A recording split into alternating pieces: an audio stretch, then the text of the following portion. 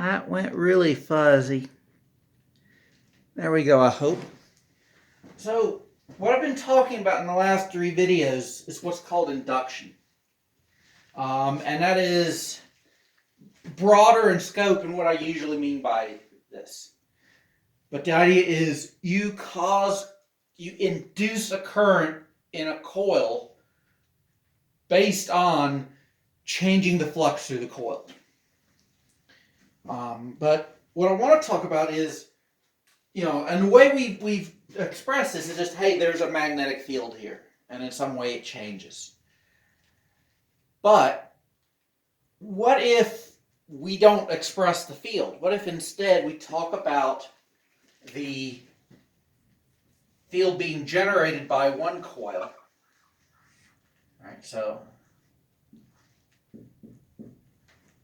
there's a coil I, coil with current I in it. And over here off to the side is a second coil. And we'd like to know what's going to happen here. Well, what ends up happening is kind of interesting, I think. I don't want... Let's see if green works.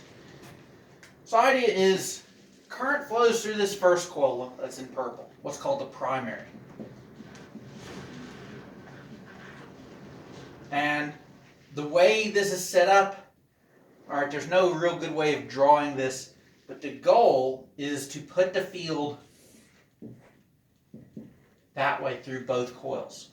And the field that's generated is mu naught lowercase n times I. And n is n over L. So n primary turns length L. So that's how you could calculate what the field is. Now, what happens is this field shows up in this secondary coil.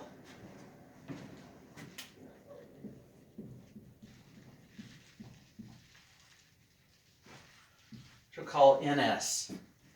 And it has some length, but we don't care about it at the moment. It just matters that there is field going through this coil. Now, we start the current here. That's going to put some current in this loop that causes an oppositional field, right? Because we're changing the flux.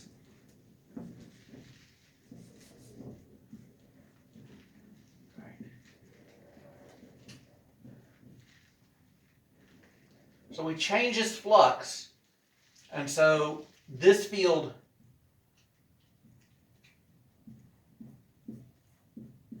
opposes the change in flux.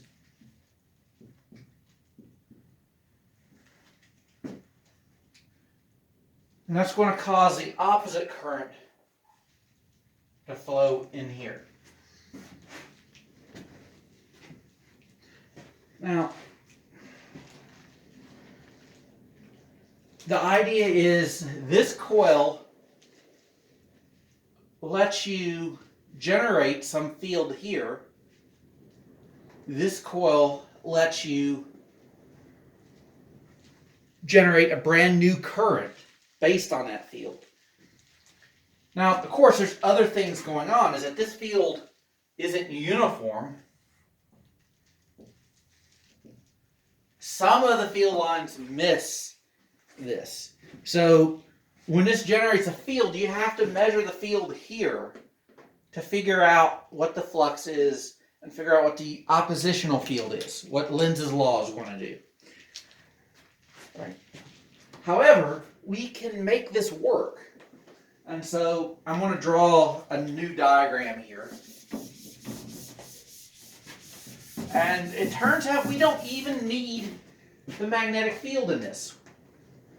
So what we're going to do is put a long bar of iron or something in here.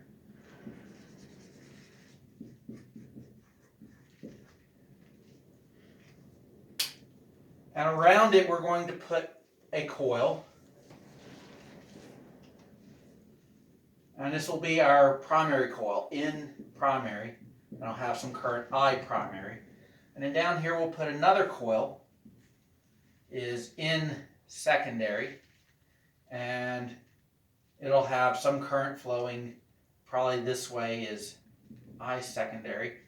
And what we're going to do here is to cause this current to flow, and it turns out it's going to be alternating current, is we're going to put in an alternating voltage some way. So let's say we plug this into the house current. What we should end up getting is measured here is some sort of EMF, which will be V secondary. And we'll let this up here be V primary. And the idea here is all of the field, because we're using this big iron bar in it, all the field's going to be conducted through the iron. And so we're sure that whatever field is produced by this coil, almost all of it goes through the secondary coil. This is a transformer.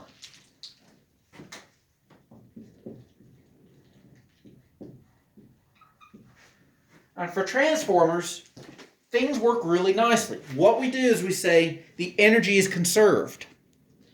And truthfully, it isn't quite, because all real transformers are leaky.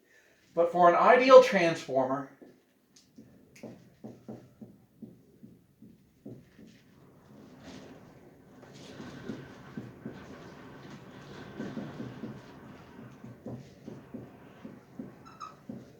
so the energy is conserved, and the rate at which the energy is used is conserved. If we put power into one of them, we get the same power out.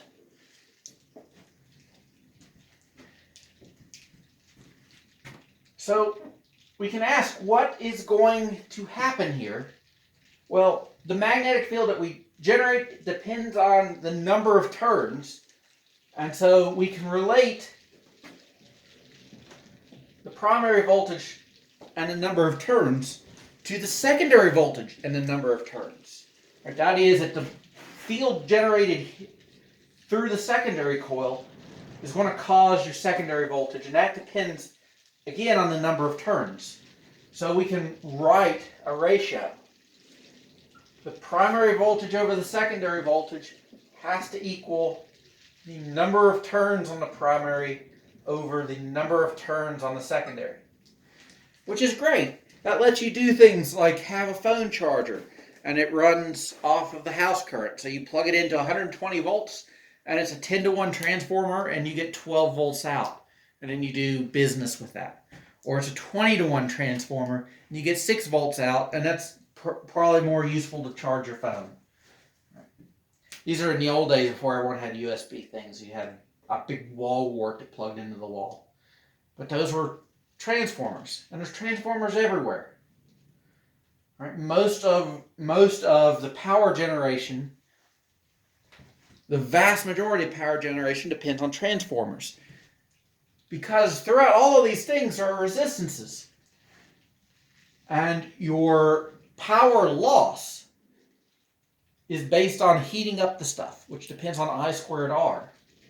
So you want low current and high voltage. That gives you less power wasted. So you want to arrange your voltages however you want. So use transformers to set it however you want. Now, because of this power in equals power out, if we have this ratio, we must have the opposite ratio for currents.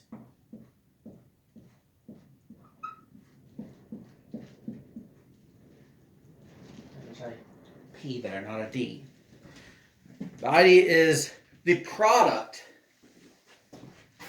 VP IP equals VS IS. The primary voltage times the primary current has to equal the secondary voltage times the secondary current. Because this is just saying power is voltage times current.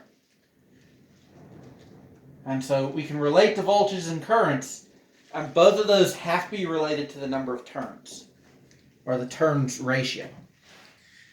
So this is useful. Now, there's some other stuff you can do. There's lots of stuff that falls under electrical engineering. There's a lot of stuff that falls in other categories of stuff. So this is a long enough video. But this gives you the gist of transformers. And that's the main sort of application I want you to get out of this at the moment. And this concludes the videos. You guys should have, as of today, this is spring break. I know that you've had break for a while, but we did kind of think about, hey, you guys have spring break scheduled. So y'all take it easy, okay? Try to get some fun in there somewhere.